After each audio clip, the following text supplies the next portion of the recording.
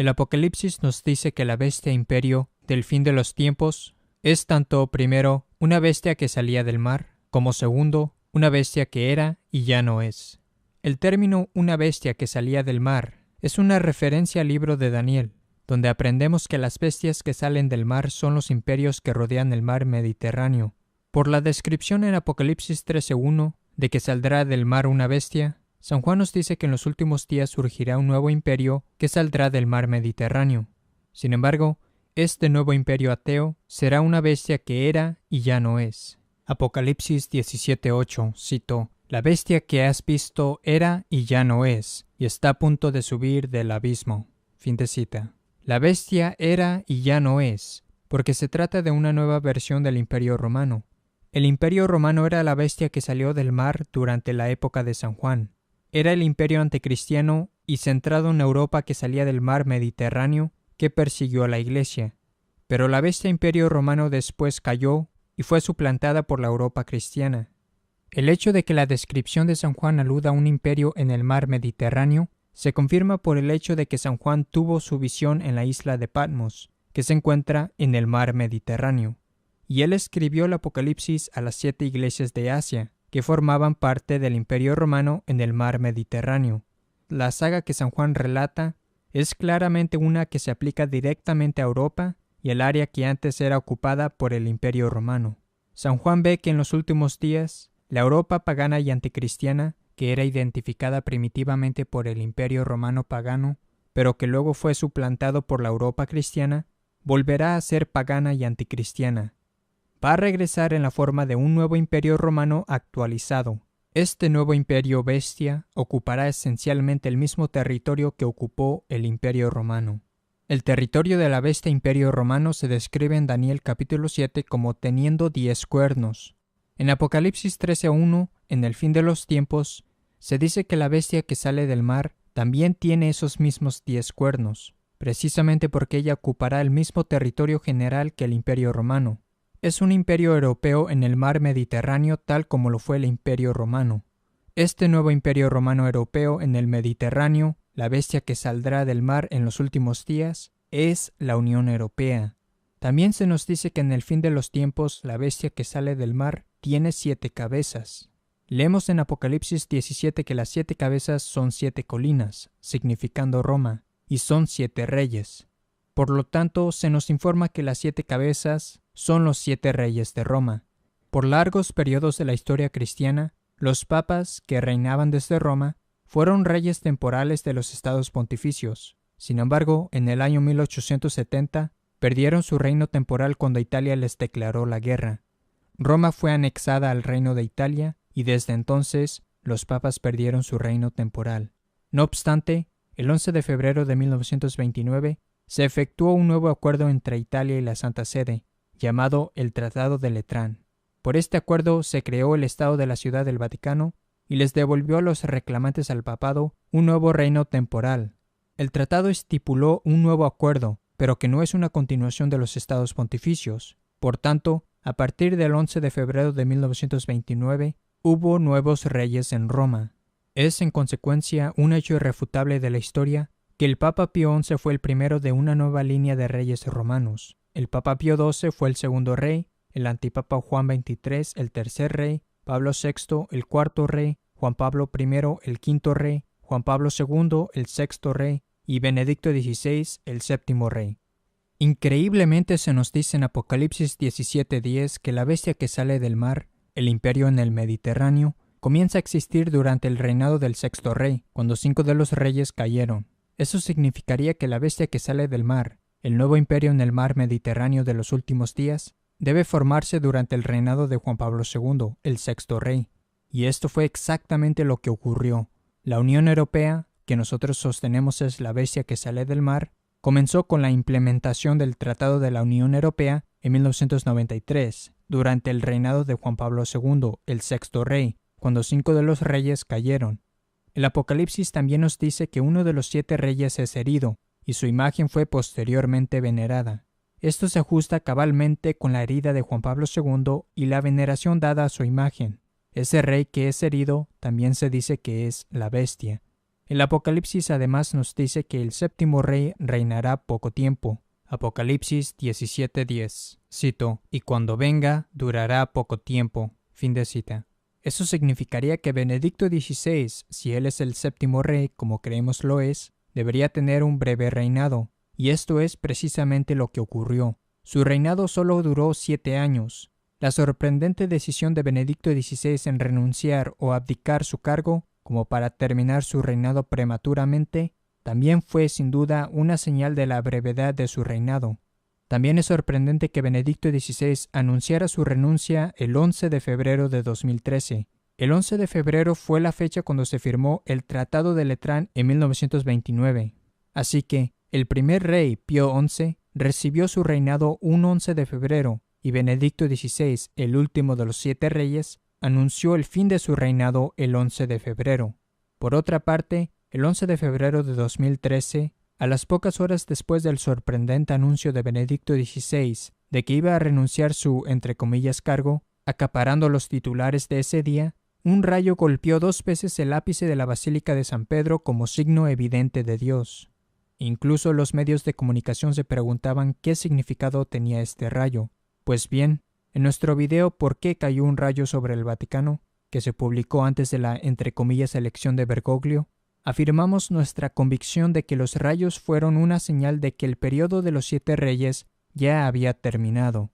El rayo que golpeó el ápice de la Basílica de San Pedro el 11 de febrero de 2013, capturado para que todo el mundo lo viera, a las pocas horas después del sorprendente anuncio de Benedicto XVI, fue, como hemos dicho, una señal de que el periodo de los 7 reyes, que comenzó el 11 de febrero de 1929 con la firma del Tratado de Letrán, terminó esencialmente el 11 de febrero de 2013 con la asombrosa renuncia del séptimo y último rey, y lo que ha ocurrido desde entonces constituye un notable cumplimiento de este punto.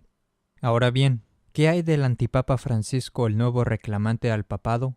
Nuestro material prueba que Jorge Bergoglio, el hombre que se hace llamar Papa Francisco, es un hereje manifiesto.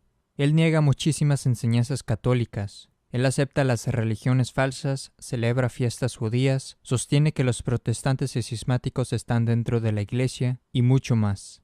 Según la enseñanza católica, él es un hereje y no puede ser un papa válido, así como nunca lo fueron los anteriores reclamantes al papado del Vaticano II desde Juan XXIII.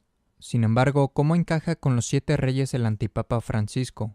Hay algunos puntos muy interesantes que necesitamos considerar. La bestia, es decir, el imperio en el mar Mediterráneo, se dice que tiene solo 7 cabezas. Según el Apocalipsis 17:11, la bestia misma es el 8º rey. Existen varias razones por las que el antipapa Francisco no es el 8º rey. Solo hay 7 reyes, y el 8º rey es la bestia misma, es decir, la Unión Europea, como lo explicaré a continuación. En primer lugar, el antipapa Francisco, Jorge Bergoglio, no solamente es un hereje y un antipapa, como lo fueron Benedicto XVI, Juan Pablo II, etc., sino además, él ni siquiera es un sacerdote válidamente ordenado. Bergoglio fue ordenado con el nuevo rito de ordenación el 13 de diciembre de 1969.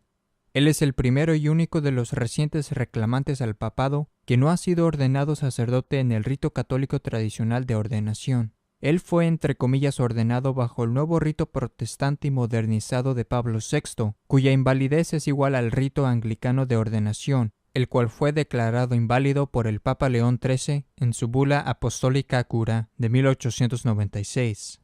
Tenemos un video sobre este tema.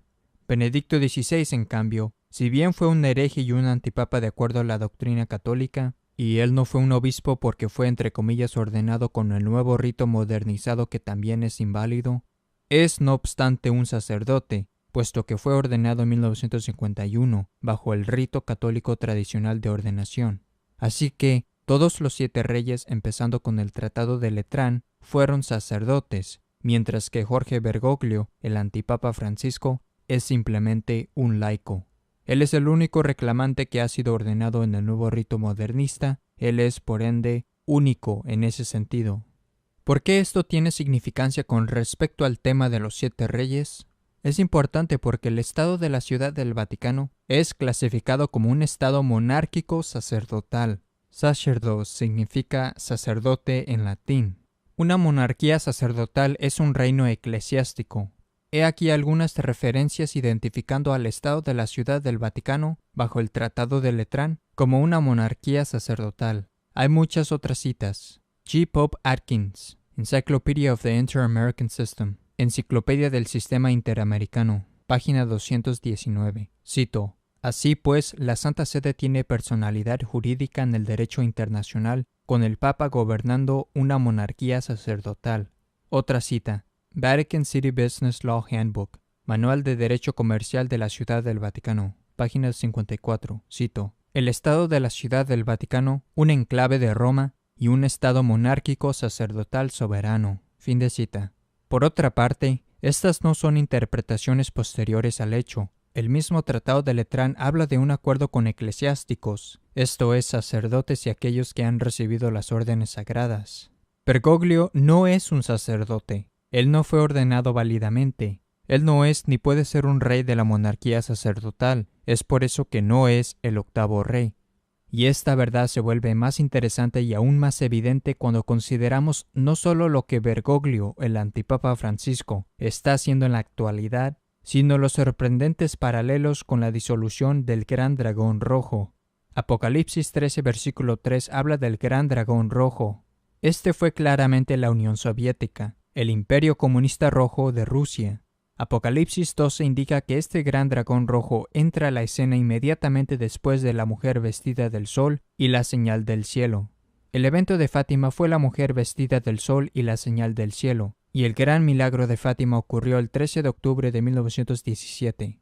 Un periódico secular de aquella época incluso describió inadvertidamente que ese milagro era una, entre comillas, señal del cielo, que es precisamente la señal descrita en Apocalipsis 12, versículo 1. Entonces, al igual que en la historia real, el gran dragón rojo apareció enseguida de la mujer vestida del sol en la profecía que se nos da en Apocalipsis 12. La revolución rusa, que finalmente terminó formando el gran dragón o imperio rojo, ocurrió justamente semanas después del milagro de Fátima. El gran dragón rojo, por tanto, siguió de inmediato la mujer vestida del sol. La historia, de hecho, se corresponde con la profecía. Esto es importante para nuestra discusión por varias razones. Permítanme una comparación entre las 7 cabezas de la bestia y el gran dragón rojo. El gran dragón rojo, la Unión Soviética Comunista, oficialmente se separó y esencialmente se disolvió en un proceso compuesto de 2 etapas durante el año 1991. Esto es muy interesante. La Unión Soviética se disolvió oficialmente el 8 de diciembre de 1991 y fue exactamente 17 días después, el 25 de diciembre de 1991, que Mikhail Gorbachev renunció a su cargo como presidente de la Unión Soviética y la declaró extinta. Permítanme repetirlo. La renuncia del cargo, la dimisión como presidente del Gran Dragón Rojo, ocurrió exactamente a los 17 días después del anuncio de la disolución. ¿No es interesante que Benedicto XVI, el último de los 7 reyes, renunciara oficialmente a su cargo el 28 de febrero de 2013, exactamente 17 días después de haber anunciado el fin de su reinado el 11 de febrero de 2013? Pues fue el 11 de febrero cuando él sorprendió al mundo declarando que iba a disolver o terminar su reinado y dijo que ello entraría en vigor, esto es, que dejaría vacante oficialmente su oficio exactamente 17 días después, el 28 de febrero. La comparación es impresionante y no es mera coincidencia. En ambos casos, el líder dejó vacante el oficio exactamente 17 días después del anuncio. Esto en realidad es aterrador para los que creen erróneamente que la secta actual de Roma, la secta del Vaticano II, representa la verdadera Iglesia Católica cuando no lo es. Es una iglesia falsa. Ellos deberían estar aterrados porque la renuncia y dimisión del cargo de Gorbachev, 17 días después de su anuncio, también representó la extinción del oficio. El cargo fue declarado extinto y nunca jamás volverá a existir. Por lo tanto, si hacemos el paralelismo, se sigue lógicamente que cuando Benedicto XVI renunció a su cargo, 17 días después de su anuncio, su oficio no solamente estaría vacante, sino extinto. Y la posición que él mantuvo, el cargo que ejerció, no era el oficio de San Pedro, porque el antipapa Benedicto XVI, siendo un hereje, nunca ejerció el verdadero oficio papal. puesto que el oficio del que nos referimos es el del rey sacerdote del Estado de la Ciudad del Vaticano. La renuncia de Benedicto XVI y la dimisión del oficio, 17 días después del anuncio, se tradujo en que ya no habrá jamás otro rey sacerdote del Estado de la Ciudad del Vaticano, así como ya nunca habría otro presidente de la Unión Soviética. Por eso el rayo golpeó 2 veces el Vaticano. Fue una señal de que el oficio ahora está extinto. ¿Y qué es lo que vemos? El hombre próximo en la línea, Jorge Bergoglio, no es ni siquiera un sacerdote. Como él no es un sacerdote, él no puede ni podrá ocupar el cargo de rey sacerdote de la monarquía sacerdotal. Está extinta. Él es un simple líder laico, y esto representa el castigo final, la nueva realidad, la cumbre de la apostasía, la burla definitiva del sacerdocio de la Iglesia y de la autoridad que Cristo estableció. Y esta nueva realidad, de que él es simplemente un líder laico de una nueva entidad, se manifiesta directamente en las acciones de este líder laico. Bergoglio, bajo el pretexto de humildad, abiertamente huye de la autoridad papal o universal y específicamente de todos los aspectos de la realeza. Dios permite que Bergoglio actúe así como una indicación que él no es uno de los reyes, ya que no es ni siquiera un sacerdote. Muchos comentaristas han observado que Bergoglio ha adoptado inmediatamente un nuevo estilo revolucionario de liderazgo, una impactante desacralización del oficio. Sin embargo, ellos no se dan cuenta de lo que está ocurriendo en realidad. Entre otras cosas, Bergoglio rehusó ser coronado, rechazó el trono papal e incluso se negó a usar una plataforma elevada reservada para los papas. A continuación, un video de noticias que se publicó en YouTube. El Papa Francisco ha hecho ya algunos cambios dentro del Vaticano. A primera vista puede pasar desapercibido, pero durante las audiencias, su tendencia a mostrarse más cercano a todos ha hecho que cambien algunas cosas, como este sillón blanco en lugar del tradicional trono. Los líderes religiosos y hoy con el cuerpo diplomático, el Papa Francisco ha utilizado este sencillo sillón tapizado en blanco que se usa durante las audiencias generales. Además, no está sobre una tarima, sino a la misma altura de los demás. Durante el encuentro con los líderes religiosos, utilizó un sillón igual al que tenían los invitados. Las acciones de Bergoglio son una señal de la nueva realidad, la nueva iglesia laica, y que él no es uno de los reyes sacerdotes. De hecho, en un reportaje del noticiero británico BBC respecto a las acciones de Francisco poco después de su entre comillas elección, incluye una confirmación asombrosa de este punto. Después de la entre comillas elección de Bergoglio, él rechazó la capa roja conocida como la museta, cuyo significado indica el rango jerárquico del Papa. La BBC informó que él lo hizo con estas palabras, cito, «No gracias, monseñor». Se informa que así respondió Francisco, «Usted póngaselo mejor, la hora del carnaval se acabó». El BBC comenta, «Ello fue una sola pequeña muestra de muchas en esta semana». Como lo comentó Massimo Franco, uno de los más perspicaces escritores de editoriales políticos de Italia, la era del rey papa y de la corte vaticana se ha terminado. Vaya, qué impresionante. Permítanme repetir eso. La era del rey papa y de la corte vaticana se ha terminado.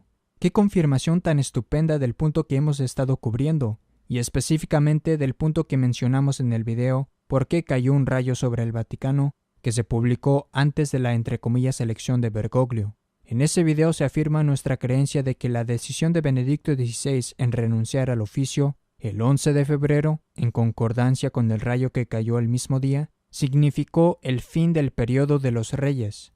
Y ahora vemos que incluso tenemos a un medio de comunicación secular como la BBC admitiendo que la era del rey papa o rey sacerdote se ha terminado. Continúa diciendo el reportaje del BBC, cito, «No había más que ver las caras desencajadas de muchos de los cortesanos cuando de pronto se dieron cuenta de la importancia de lo que había pasado y entendieron que en realidad ya había terminado».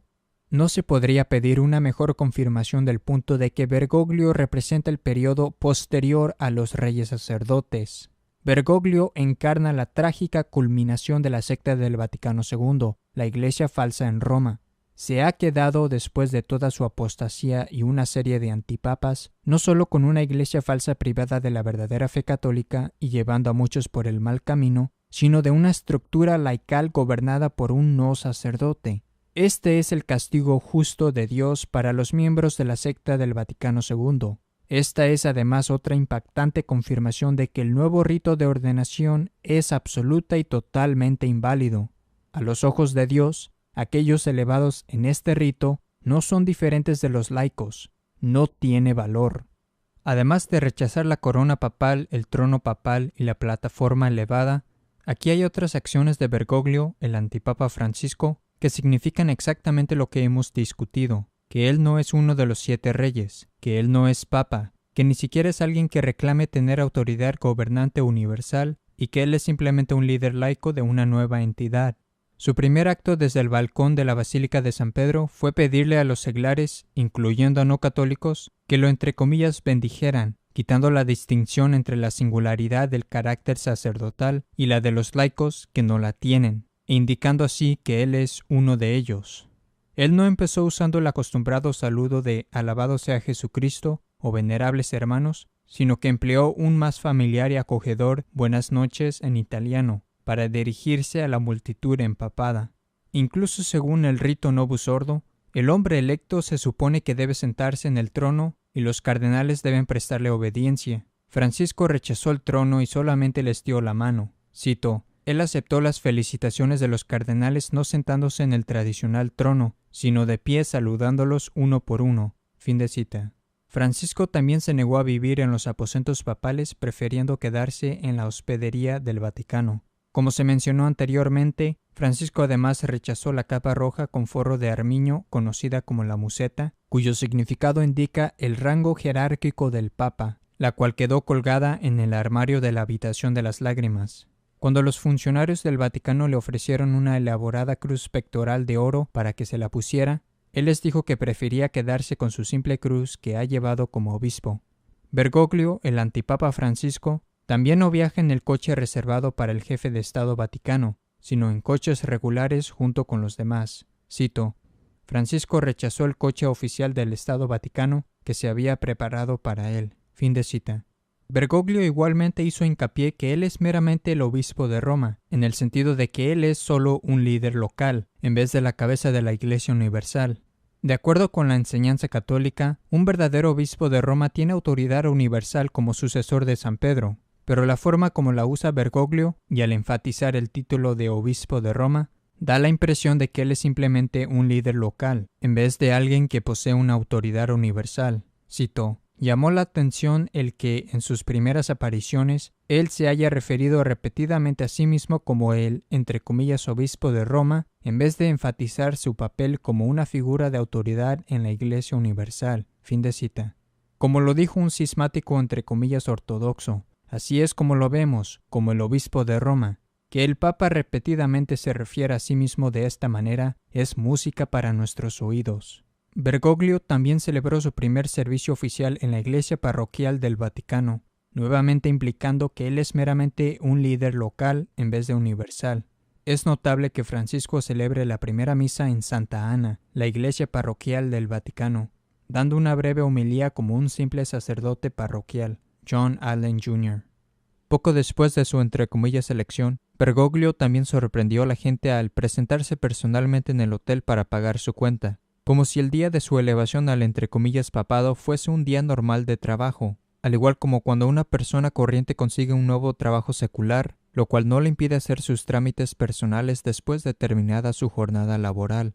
Pocos días después de su entre comillas elección, Francisco también se reunió con Adolfo Nicolás, el supuesto superior general de los jesuitas. Nicolás mencionó que Francisco insistió en que sea tratado como a cualquier otro jesuita, así que no tengo que preocuparme de tratos como santidad o santo padre. Y hay muchísimos otros ejemplos. El punto es que si bien todos pueden darse cuenta de lo nuevo y extraño que él está haciendo, siendo revolucionario incluso para los antipapas del Vaticano II, la mayoría lo atribuyen a su pretensión de humildad, cuando de hecho es la manera de cómo Dios permite que se manifieste que él no es ni siquiera un sacerdote, él no es el Papa ni tampoco uno de los reyes, sino apenas el líder de la nueva realidad laical. Si desarrollamos la relación entre la caída del gran dragón rojo y la de los 7 reyes, es algo interesante observar que el sistema que reemplazó el gran dragón rojo en la Rusia misma, enseguida de la disolución de la Unión Soviética, es llamada Comunidad de Estados Independientes o CEI. Su establecimiento oficial se dice que fue el 21 de diciembre de 1991, cuando 11 de las ex repúblicas soviéticas se reunieron oficialmente en la CEI. Este nuevo liderazgo de la CEI, representando el nuevo sistema, se formó el 21 de diciembre de 1991, exactamente 13 días después de la disolución de la Unión Soviética, el 8 de diciembre de 1991, y 13 días después de formarse el acuerdo sobre la creación de la CEI. Así que, 13 días después del anuncio de la disolución del Gran Dragón Rojo, el nuevo sistema en Rusia tuvo su nuevo liderazgo. ¿No es interesante que Benedicto XVI, el último de los 7 reyes sacerdotes, haya dejado oficialmente su cargo en la tarde del 28 de febrero de 2013 y exactamente 13 días después, el 13 de marzo de 2013, el nuevo sistema en Roma, un sistema compuesto de un rey que no es sacerdote, elige a su nuevo líder, Jorge Bergoglio, un laico haciéndose pasar por sacerdote? No creo que eso tampoco fuera una coincidencia. Es otra señal de que así como el Gran Dragón Rojo fue disuelto y un nuevo sistema lo reemplazó en Rusia a los 13 días, el cargo del rey sacerdote en Roma también fue disuelto y un nuevo sistema con un nuevo líder, un laico, lo reemplazó a los 13 días después. Y es fascinante reflexionar cómo esto se ajusta con la profecía de la bestia, el imperio, la autoridad secular, siendo el octavo rey. En Apocalipsis 17:3, San Juan nos da una descripción de la bestia, el imperio en el Mediterráneo, como siendo una mujer sentada sobre una bestia escarlata, adornada de piedras preciosas y perlas, etc. Su descripción se ajusta precisamente con la mujer Europa en la mitología griega, una figura representada incluso antes del tiempo de Cristo como una mujer sentada sobre la bestia y adornada de perlas, etc. De ella viene el nombre de Europa. La impresionante correlación entre la descripción de San Juan de la mujer sobre la bestia y de Europa, la mujer de la mitología griega, claramente nos indica que la Unión Europea es la bestia que sale del mar, o para ser más precisos, Europa misma es la bestia, tanto en sus dimensiones políticas como religiosas.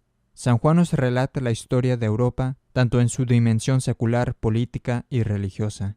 Ahora bien, considérese que un aspecto de la distinción entre la bestia y las 7 cabezas, que se dice están unidas a la bestia, es que la bestia, o sea el imperio, cuando se distingue de los 7 reyes o cabezas, representa principalmente el aspecto político de Europa, la mujer. Las 7 cabezas en Roma, por otra parte, los 7 reyes romanos, representan primordialmente el liderazgo espiritual o sacerdotal de Europa, como también la transformación espiritual que se realiza en Europa como resultado de sus acciones.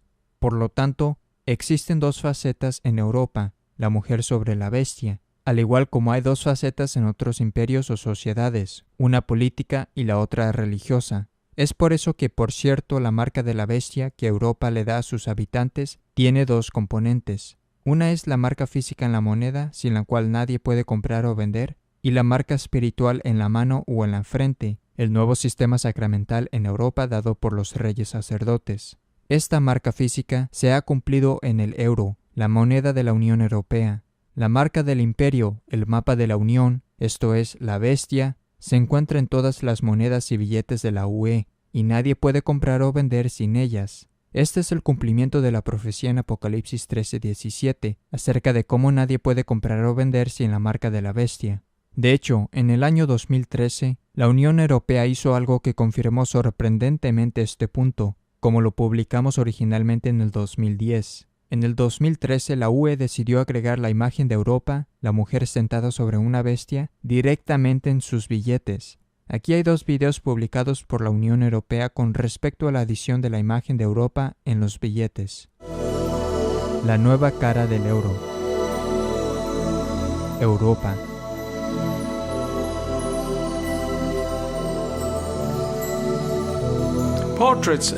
Los retratos se han utilizado tradicionalmente en billetes de todo el mundo. Los estudios demuestran que las personas tienden a recordar caras. Por eso decidimos incluir una cara en la segunda serie de billetes en euros. El holograma y la marca de agua incluyen una imagen de Europa, personaje de la mitología griega, que da nombre a nuestro continente. En el Louvre encontramos un ejemplo perfecto de cómo fue representada hace más de 2000 años. Museo del Louvre, París, el museo más visitado del mundo.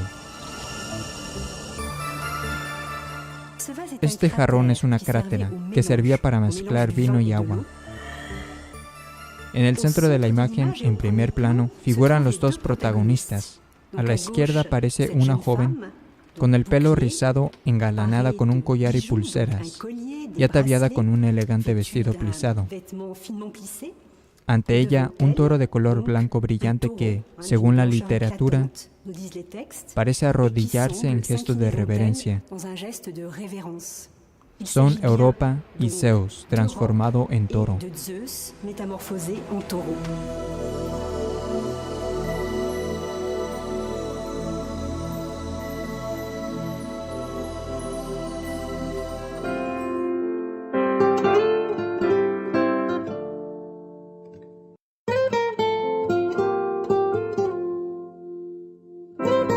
Bienvenido a Eurocast Academy.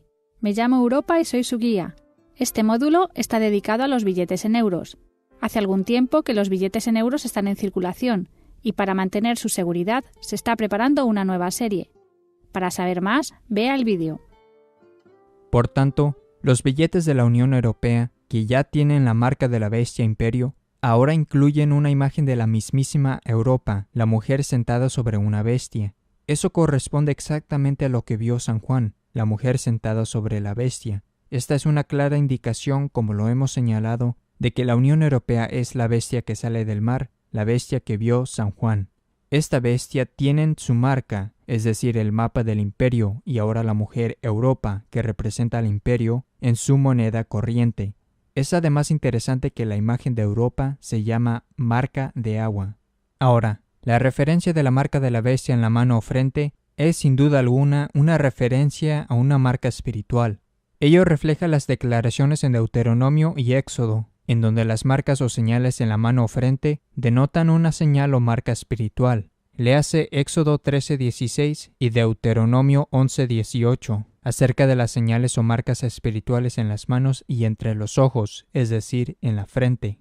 La marca en la mano y en la frente no es una marca física. De hecho, la descripción de un emblema o carácter espiritual en la mano o la frente corresponde al carácter sacramental en la teología católica de los sacramentos. En ella se enseña que las almas son marcadas o señaladas en el bautismo, confirmación y órdenes sagradas.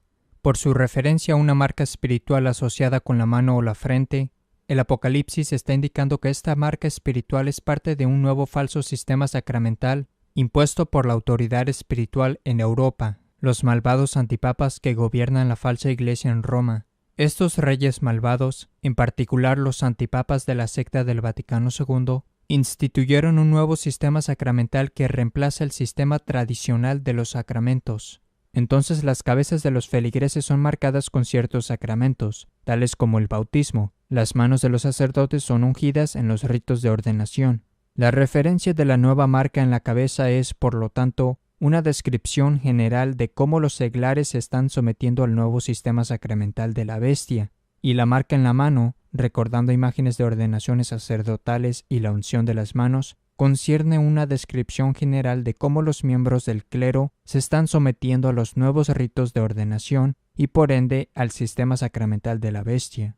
De esta manera, la bestia, Europa, impone su marca tanto en su moneda y en las manos diferentes de los habitantes. Por una parte, se tiene a una entidad política imponiendo la marca en su moneda corriente, sin la cual nadie puede comprar o vender, y a su líder religioso, los reyes en Roma, los antipapas de la secta del Vaticano II, imponiendo la marca espiritual en las manos y frentes de los habitantes.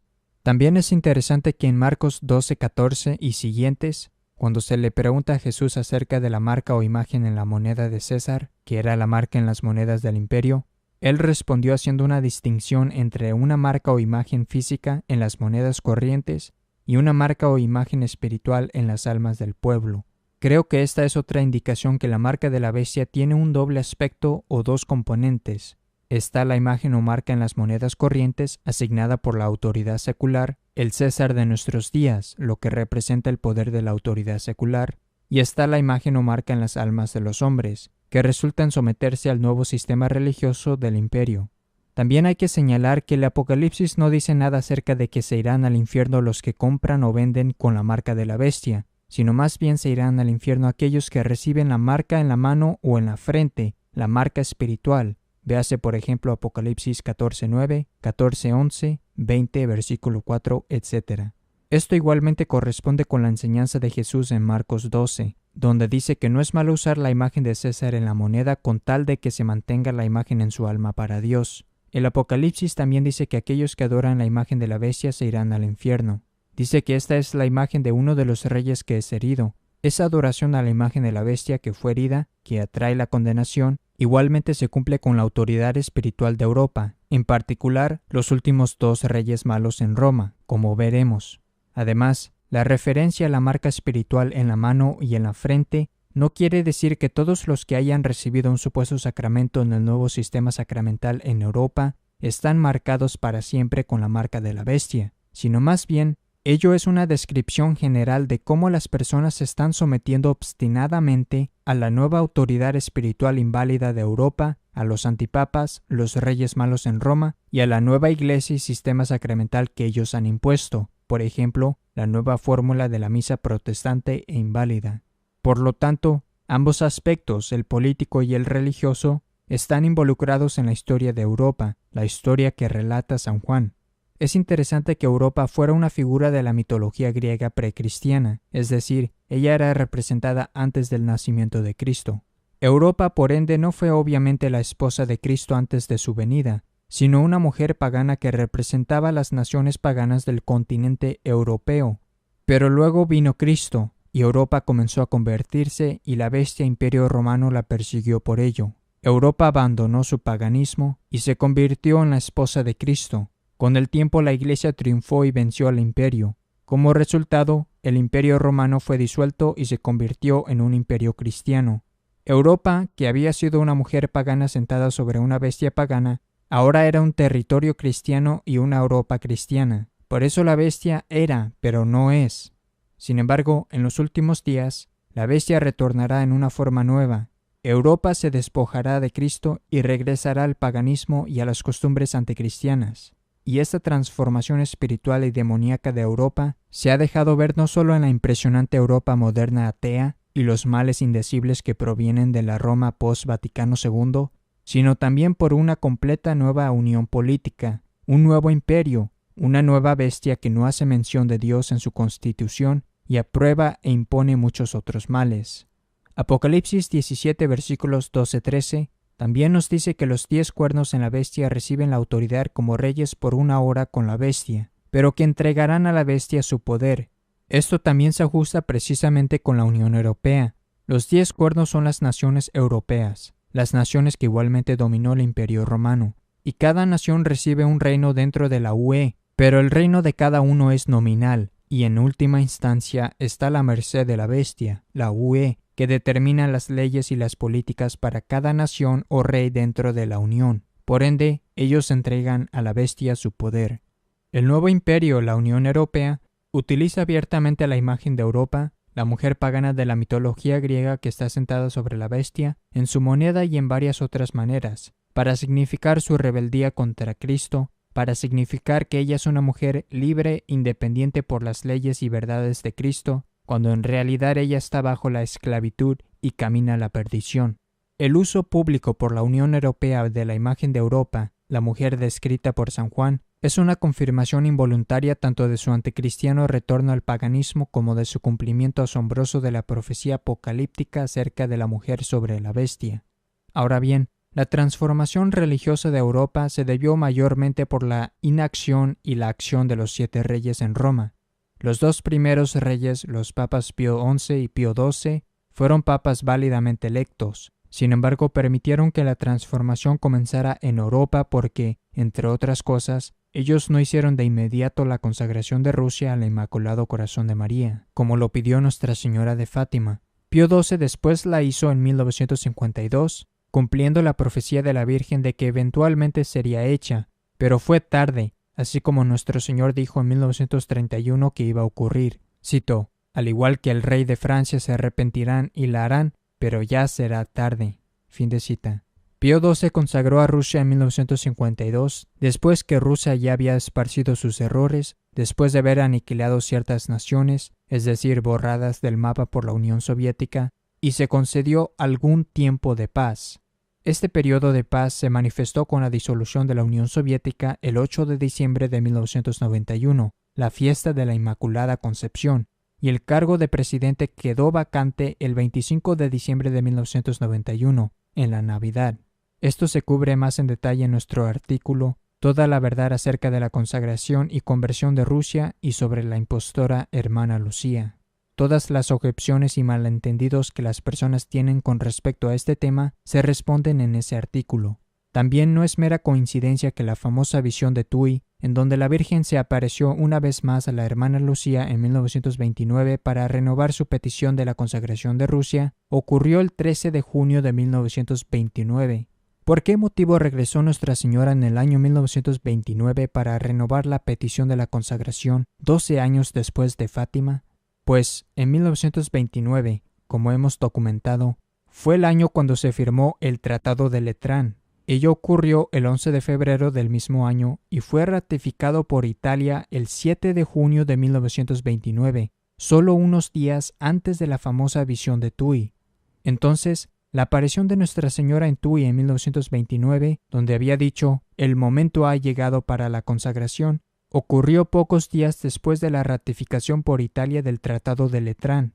Ella vino precisamente en ese momento porque el reino del fin de los tiempos, el nuevo reino en Roma, concebido por el Tratado de Letrán, que en última instancia resultaría en una completa transformación de Europa, la creación de una iglesia falsa, un nuevo imperio pagano y la apostasía apocalíptica, estaba comenzando a tomar forma, y la razón por la que el Apocalipsis se preocupa tanto con lo que ocurre en Roma y su liderazgo espiritual es porque la fe católica es la única fe verdadera, y a través de la historia, Roma fue el centro espiritual de la única iglesia fundada por Cristo sobre San Pedro. Los últimos 5 reyes, desde el antipapa Juan XXIII hasta el antipapa Benedicto XVI, fueron impostores heréticos, antipapas no católicos y ministros de pura maldad. Ellos aportaron en gran escala en la transformación de Europa al enseñar e implementar toda una nueva falsa religión herética y apóstata, que se convirtió en la Iglesia falsa del Vaticano II. Esto devastó espiritualmente a Europa y al mundo, y redujo a la verdadera Iglesia católica a un fiel remanente, como nuestro Señor lo profetizó en Lucas 18:8. Sin embargo, a pesar del hecho de que los últimos 5 reyes fueron antipapas heréticos, todos los 7 reyes fueron sacerdotes válidamente ordenados, y dado que todos los reyes fueron sacerdotes válidos, aún quedaba con todos ellos una distinción entre el liderazgo sacerdotal en Europa, si bien que malos y heréticos fueron los últimos 5 reyes, y el liderazgo secular en Europa, entre el sacerdote y el laico. Había una línea de demarcación entre las 2 esferas principales de influencia, la religiosa y la secular, pero con el fin de los 7 reyes y la elevación de Bergoglio, un laico, en el lugar donde antes gobernaba la autoridad sacerdotal, ello representa, como parte de la última etapa de la gran apostasía, una fusión entre la entidad secular, la bestia, y la religiosa. La clase sacerdotal dirigida desde Roma ha sido completamente disuelta por la bestia, con un laico ahora tomando ese lugar. Por eso la bestia es el 8º rey. La bestia también se dice que es el 8º rey porque tiene autoridad definitiva sobre el estado de la Ciudad del Vaticano, que se ubica dentro de sus fronteras y está a su merced. La bestia, el 8º rey, igualmente se dice que es de los 7 porque es de las 7 colinas, Roma. Es una Roma nueva o un nuevo imperio romano, como siendo el castigo máximo y final por su apostasía e impiedad y blasfemia. La Iglesia falsa del Vaticano II, la impostora entidad religiosa en Roma, ahora se le ha revocado por completo su estatus sacerdotal y su oficio queda extinto. Se ha convertido en una con la bestia secular, totalmente fusionada en ella, ya que su líder es un laico que no forma parte de la clase sacerdotal. Su negación de Cristo y su verdad ha culminado en una disolución total del liderazgo sacerdotal en el Vaticano, que a través de la historia ha sido el centro de la Iglesia de Cristo y el papado que él mismo estableció en San Pedro. Algunos se preguntarán, ¿la mujer sentada sobre la bestia, la gran ramera, se entiende que es únicamente Europa? ¿Esto es el continente europeo y su apostasía de Cristo? ¿O se está describiendo la secta del Vaticano II, la falsa estructura eclesiástica, la contraiglesia que falsamente se hace pasar como la Iglesia Católica, o sea, la esposa falsa de los últimos días? La respuesta es que se describe a las dos. Cuando el Apocalipsis habla específicamente de Babilonia, como lo hace en los capítulos 17 y 18, se está refiriendo a la ciudad de Roma, como se prueba por 1 Pedro capítulo 5 versículo 13, en donde el apóstol San Pedro escribe desde la ciudad de Roma llamándola Babilonia. En los últimos días esta ciudad, Babilonia o Roma, donde se ubica la autoridad de la verdadera Iglesia, es usurpada por antipapas y hace que todas las naciones beban del vino de su fornicación o apostasía de Cristo. En otras palabras, todas las naciones de la Iglesia mundial están siguiendo el liderazgo espiritual de Roma, Babilonia. Es por eso que en Apocalipsis 17 versículo 1 dice que la ramera está sentada sobre muchas aguas, de las que el Apocalipsis 17:15 define como los pueblos, naciones y lenguas. Por lo tanto, cuando la ciudad de Roma, Babilonia, cae en apostasía y se convierte en una ramera, después de que su liderazgo espiritual es usurpado por los antipapas heréticos del Vaticano II, Roma, Babilonia, conducirá a las otras naciones a la misma fornicación.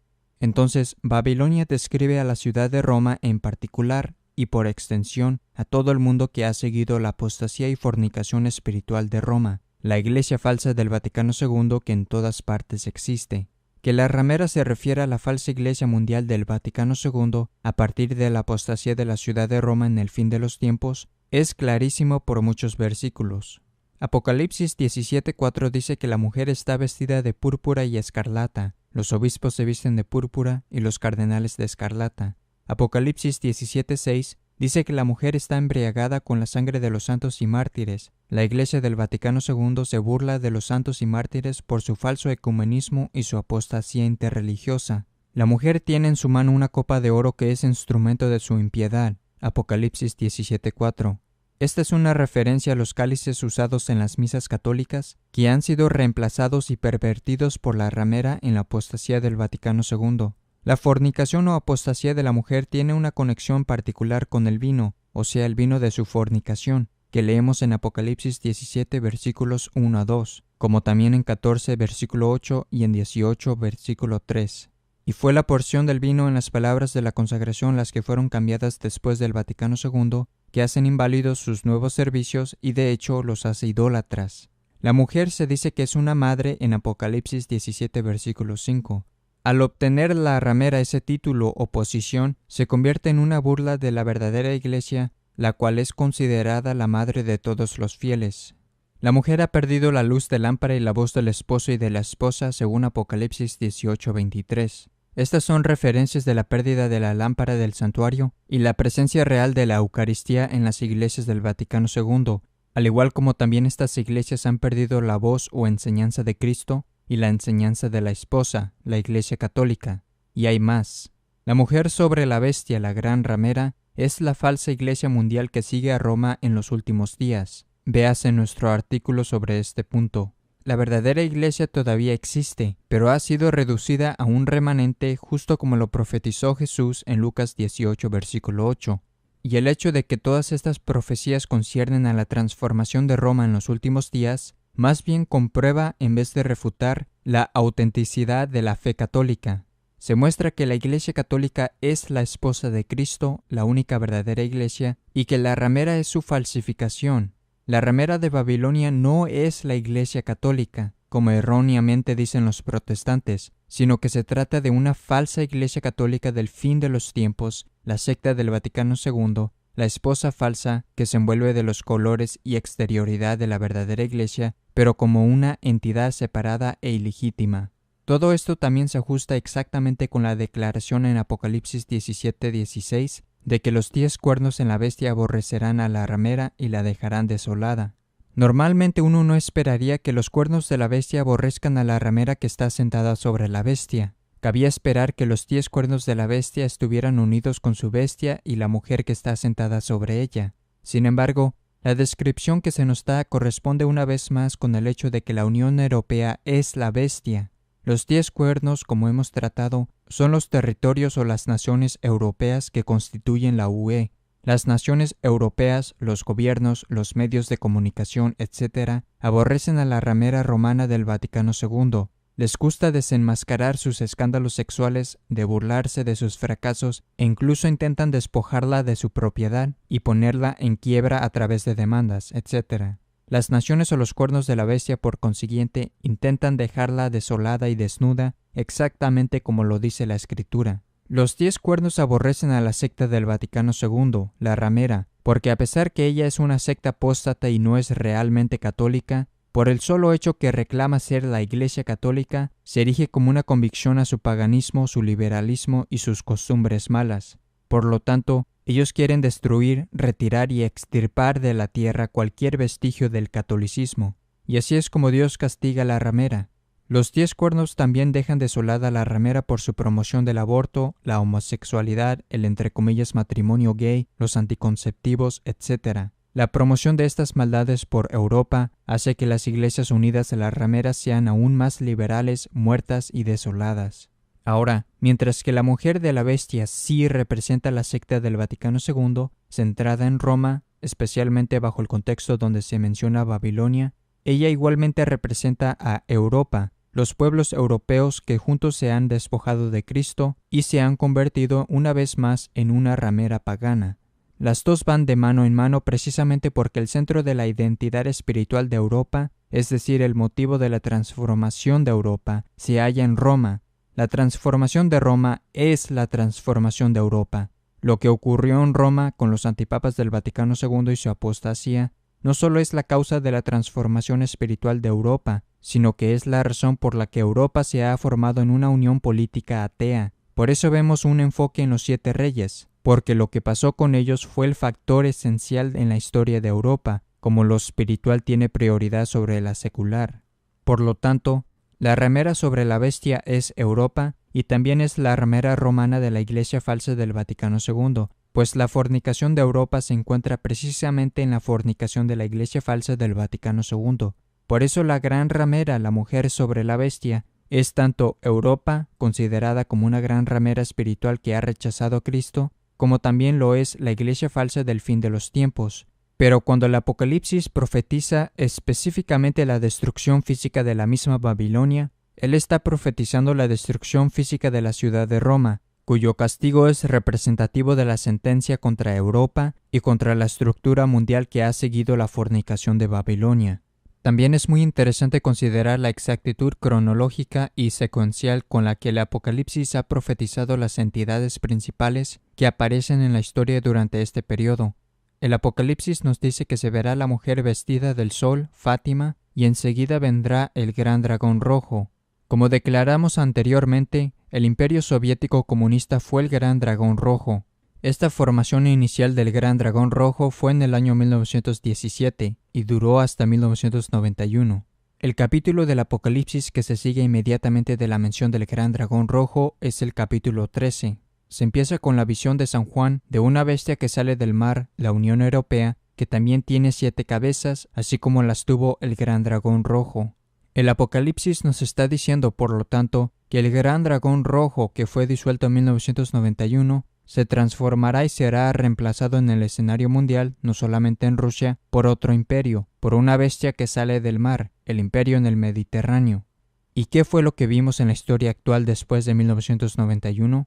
En los siguientes 2 años, en 1992 a 1993, como si el Apocalipsis se estuviese leyendo como un libro histórico, vemos la creación de la Unión Europea, el nuevo imperio, y este imperio es considerado por muchos observadores ser la reencarnación de la antigua Unión Soviética, el nuevo Estado monstruo unificado.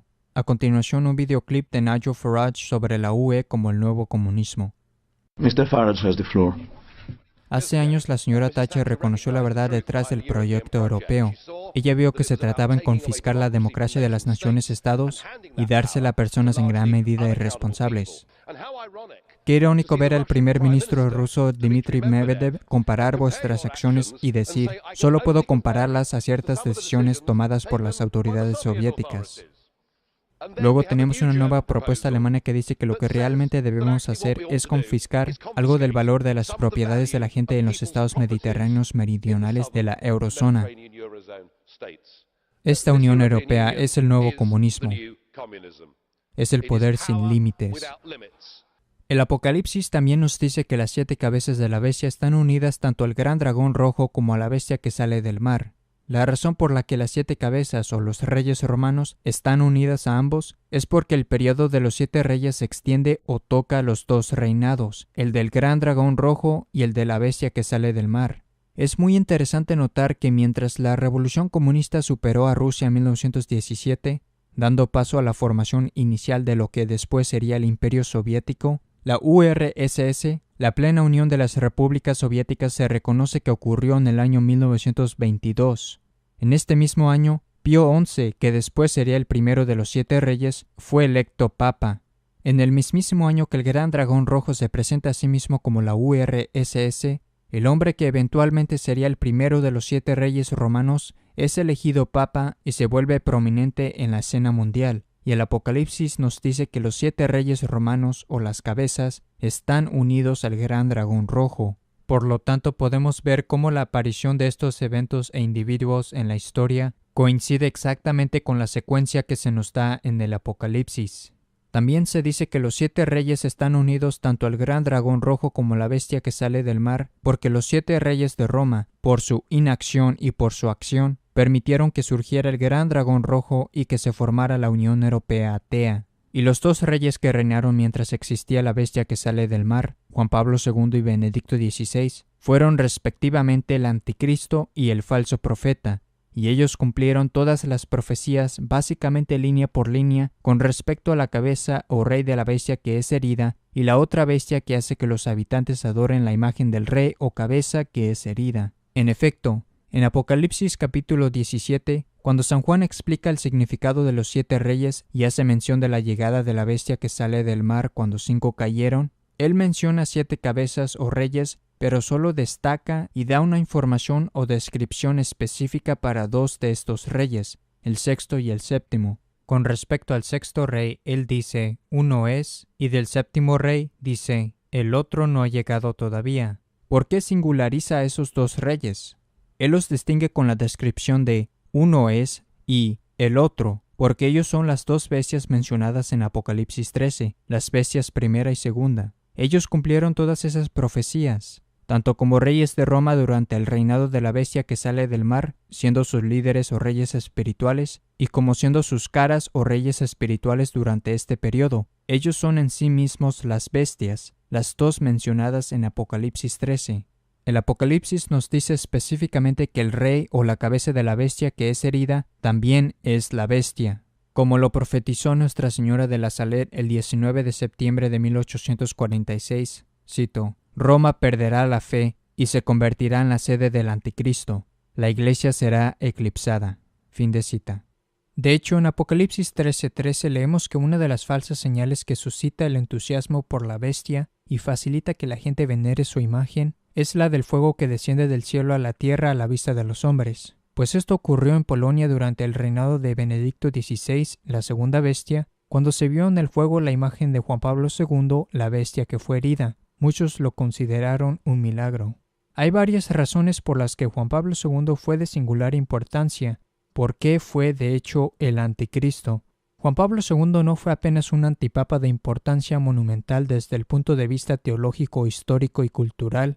Él no fue apenas una de las personas más conocidas, fotografiadas, queridas y que más viajó en toda la historia humana. Él no fue apenas quien condujo a millones que afirmaban seguir a la Iglesia Católica, la única verdadera Iglesia, dentro de una iglesia falsa, herética y apóstata nacida del Vaticano II. No, además de todas estas cosas, la razón por la que Juan Pablo II era el anticristo es porque fue quien enseñó que él y todos los demás hombres son Jesucristo. Juan Pablo II afirmó ser Cristo, él afirmó ser Dios y lo hizo mientras estuvo sentado en el templo de Dios. Él afirmó ser el Cristo encarnado, el Cristo resucitado, el Cristo de Mateo 16:16, etc. Como lo probamos en nuestro video, Juan Pablo II enseñó el Evangelio del Anticristo, que todo hombre es Dios. Esta enseñanza demoníaca de Juan Pablo II respecto a ese punto corresponde precisamente a la definición doctrinal de Anticristo dada por la Sagrada Escritura en la primera epístola de Juan, capítulo 4, versículos 2 a 3.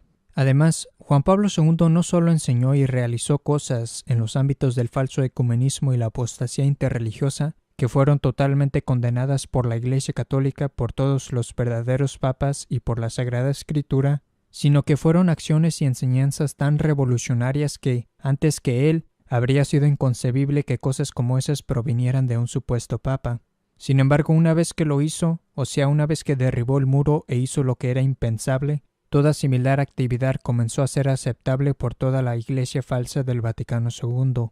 Por ejemplo, cada vez que los antipapas del Vaticano II visitaban a una sinagoga para adorar con los judíos, ello es un acto malvado que significa apostasía, pero fue la primera visita, cuando Juan Pablo II adoró en una sinagoga en 1986, la que históricamente fue la más importante y malvada. De la misma manera, si bien todas las reuniones interreligiosas de oración, respaldadas por los antipapas con las falsas religiones en Asís, Italia, fueron extremadamente malas y todas manifestaron apostasía, no fue sino la primera reunión de 1986 la que históricamente tuvo la mayor significancia por ser simplemente la más revolucionaria. Fue la primera vez, a los ojos de Dios y del mundo, que un supuesto líder del cristianismo celebraba un tal abominable evento. El grado y significancia de la ofensa contra Dios por el primer evento no pudo, en cierto sentido, repetirse de nuevo. También hubo literalmente miles de señales y prodigios falsos, generalmente asociados con falsas apariciones modernas, que sirvieron de instrumento para difundir una ferviente devoción para con Juan Pablo II. Estas falsas apariciones y señales fueron consistentes con la descripción en 2 Tesalonicenses capítulo 2 versículo 9, donde se habla de señales y de prodigios falsos que acompañarán el reinado del Anticristo y la aceptación de la gran apostasía.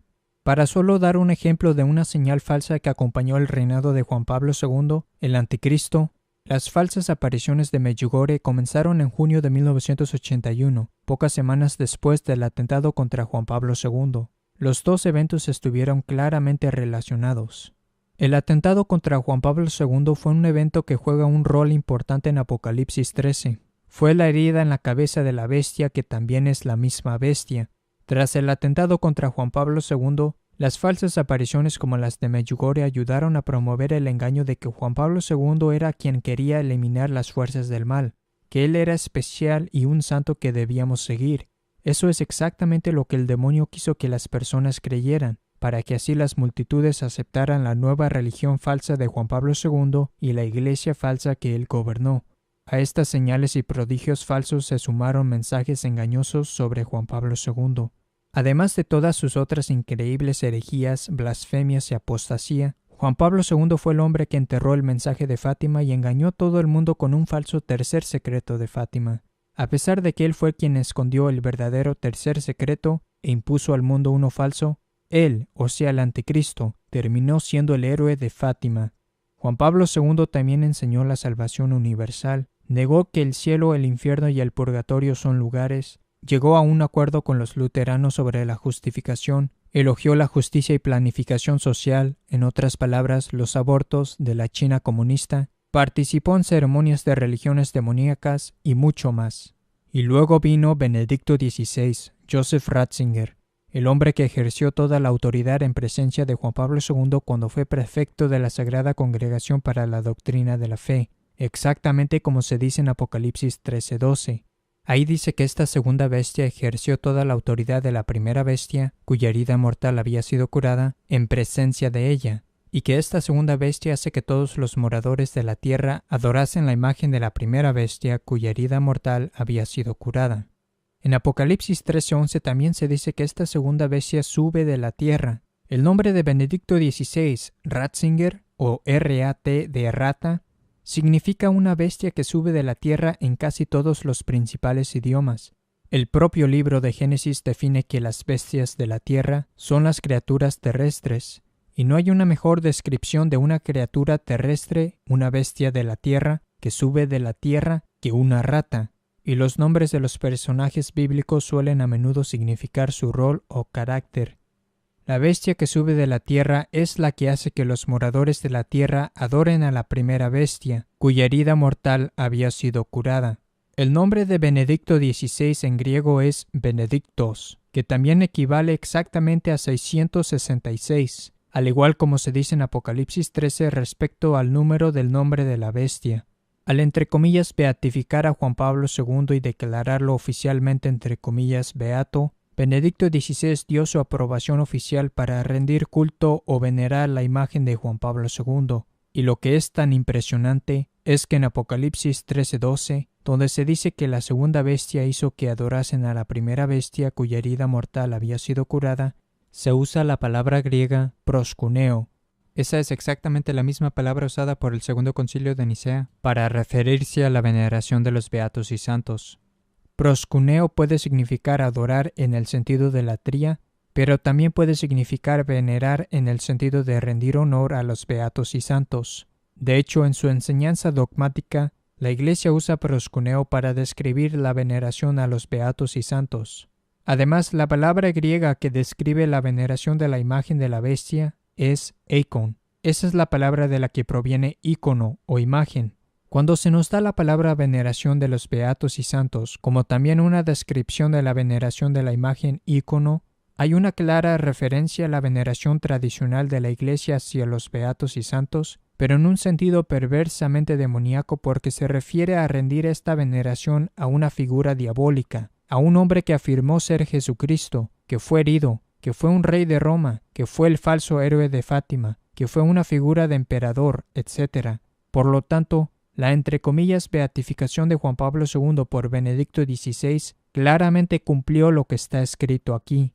Luego dice en Apocalipsis 13:15, le fue dado infundir espíritu en la imagen de la bestia para que hablase la imagen. Esto es sumamente interesante. Dice que la segunda bestia infunde espíritu a la imagen de la bestia. La palabra espíritu aquí en griego es pneuma, que significa aliento o ánima o espíritu. Bueno, obviamente San Juan vivió antes de la invención de la televisión o la tecnología de video. Él no tenía idea acerca de lo que eran las imágenes de video y televisión. Por lo tanto, si él tuvo una visión de Juan Pablo II, la bestia que fue herida, donde la segunda bestia hace que veneren la imagen ícono de Juan Pablo II, pues, ¿cómo podría el santo apóstol describir la escena de una ceremonia donde se tenía en destaque imágenes de video o imágenes televisadas de Juan Pablo II moviéndose y hablando? Él lo describiría como la imagen o ícono de Juan Pablo II pareciendo estar vivo, estar animado, como si se le hubiera infundido espíritu. Él describiría el video como una imagen con vida, una imagen que incluso habla, y de hecho, las próximas palabras de Apocalipsis 13:15 dice, para que hablase la imagen. La descripción de San Juan de una imagen con vida que incluso habla se ajusta precisamente con una visión de un video, pues el santo apóstol tendría que oír sonidos salir de una pantalla de televisión y ver una imagen animada. ¿Y saben qué? En la ceremonia de la entre comillas beatificación de Juan Pablo II, el noticiero estadounidense ABC News reportó que no solo hubo, cito, pancartas honrando la vida de Juan Pablo II colocadas por toda Roma antes de la ceremonia, sino que también fueron colocadas grandes pantallas de televisión mostrando imágenes de Juan Pablo II a lo largo de la avenida romana que conduce a la Basílica de San Pedro. Fin de cita. El noticiero británico BBC también reportó que hubo una pantalla gigante de video durante la entre comillas beatificación. Cito, la plaza de San Pedro se transformó para la ocasión con una pantalla gigante de video mostrando la vida de Juan Pablo II y una masiva foto colgaba de las columnatas blancas. Fin de cita. Y no olviden que Juan Pablo II fue entre comillas beatificado el 1 de mayo, la fiesta de la bestia de los satanistas. Por ende, la declaración en Apocalipsis 13:15 de que la segunda bestia infunde espíritu a la imagen de la bestia para que hablase la imagen coincide precisamente con la entre comillas beatificación de Juan Pablo II y el video de su ícono, el cual habla, se mueve, tiene vida, lo cual fue un hecho característico de la ceremonia de beatificación dedicada a su adoración. La entre comillas beatificación de Juan Pablo II fue el cumplimiento del Apocalipsis 13:15. Después de expresar que la segunda bestia infunde espíritu a la imagen de la bestia para que hablase, lo cual se cumplió con la entre comillas beatificación de Juan Pablo II, el Apocalipsis 13:15 continúa a decir: e hiciese morir a cuantos no adorasen la imagen de la bestia. La palabra aquí en griego, que por lo general se traduce como matar, es apokteino. Esa palabra puede significar la muerte física, pero no siempre. De hecho, para dar solo un ejemplo, en Romanos 7:11, San Pablo usa la misma palabra griega para describir la muerte espiritual o la pérdida de la vida espiritual.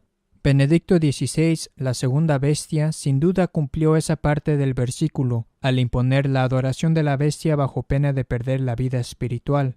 Ahora bien, Benedicto XVI impuso la adoración de la imagen de Juan Pablo II de varias maneras. Con la entre comillas beatificación oficial de Juan Pablo II, Benedicto XVI instituyó y aprobó, en virtud de su mal llamada autoridad apostólica, el culto o adoración de Juan Pablo II para el 22 de octubre de cada año. Por otra parte, la imposición de Benedicto XVI de que se venera a Juan Pablo II y a su imagen, bajo pena de ser excluido de la plena comunión y por ende la pérdida de la vida espiritual, quedó clarísima durante las negociaciones con la Fraternidad Sacerdotal San Pío X. Las negociaciones de Benedicto XVI con la fraternidad fueron representativas de lo que él quiso transmitir a todos los entre comillas tradicionalistas independientes. Cuando Benedicto XVI dejó claro a la fraternidad y a todos los demás de que ellos no pueden ser considerados estar en, entre comillas, plena comunión, a menos que acepten por completo el Vaticano II, como también el, entre comillas, magisterio de Juan Pablo II, etc., o sea, él les estaba diciendo que si no adoran al Conciliábulo Vaticano II, a Juan Pablo II y a su imagen, etc., son reos de muerte, es decir, quedan fuera de la plena comunión con la Iglesia. Así es como él impuso la adoración de la bestia, además de beatificar formalmente al Anticristo. Y si bien es cierto que la enseñanza católica, una canonización, tiene una naturaleza obligatoria diferente que la de una beatificación, la entre comillas beatificación también cumplió con lo descrito por San Juan, porque lo único que le faltaba a la beatificación, esto es, la naturaleza obligatoria universal del decreto, fue suplido por Benedicto XVI con sus negociaciones con la Fraternidad Sacerdotal San Pío X. En sus negociaciones, él les dejó claro a todos los entre comillas tradicionalistas que estarían excluidos de la plena comunión con él a menos que acepten el Vaticano II, a Juan Pablo II, su entre comillas magisterio, su imagen, etc. Como la imposición de la adoración de la bestia fue suplida con lo decretado por Benedicto XVI respecto a la fraternidad, a la entre comillas beatificación no le faltó ya nada para cumplir lo profetizado por San Juan acerca de cómo la segunda bestia hace que la gente adore la imagen de la primera bestia cuya herida mortal fue curada.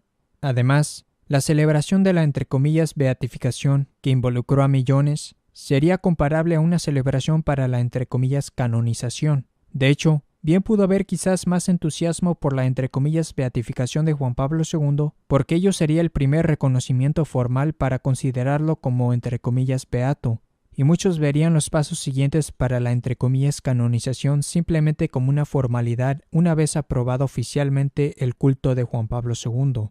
Por lo tanto, como la entre comillas beatificación fue el primer evento capital en donde se formalizó la adoración del Anticristo, esto era lo que San Juan documentó. También es interesante que la segunda bestia suele identificarse como el falso profeta, mientras que la primera bestia, que es herida y cuya imagen es honrada, se identifica como el Anticristo. Juan Pablo II, con su doctrina de Anticristo acerca del hombre, se ajusta precisamente con el título de Anticristo, y Benedicto XVI, la segunda bestia, que hace que las personas adoren a Juan Pablo II, se ajusta precisamente con el título de falso profeta, porque si bien Benedicto XVI fue un hereje monumental, como lo documenta nuestro material, asombrosamente él pudo mantener la reputación de ser un conservador. Él también sedujo a los miembros de la Iglesia falsa, dándoles más acceso a la misa en latín. Esta medida engañó a las multitudes. Muchos cayeron en esta trampa al hacerlos creer que aún había esperanza dentro de la Iglesia falsa, y ello convenció a la gente de que Benedicto XVI no era malo, sino bueno, y que él quizás podría retroceder toda la apostasía del Vaticano II, cuando de hecho ello no podría estar más lejos de la verdad. Benedicto XVI fue un antipapa hereje manifiesto, de teologías verdaderamente revolucionarias, que propagó la apostasía del Vaticano II, organizó la adoración de la bestia y dividió a los supuestos tradicionalistas independientes al ofrecerles gestos de apertura por un lado, fingiendo estar preocupado por la tradición, mientras que a la vez se rehusaba a admitirlos en su, entre comillas, plena comunión si no reconocían cabalmente las doctrinas malvadas de la Iglesia falsa.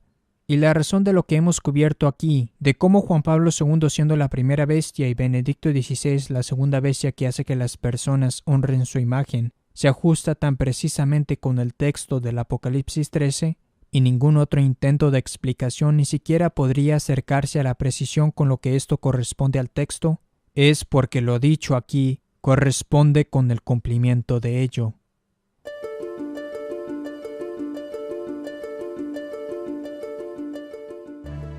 Puede conseguir nuestro DVD de 8 programas en uno solo, por $5 estadounidenses. Para realizar su pedido, por favor consulte nuestra página web vaticanocatólico.com o simplemente haga clic al enlace en la descripción de este video, que lo llevará a una página donde se describen todos los detalles del DVD y cómo obtenerlo.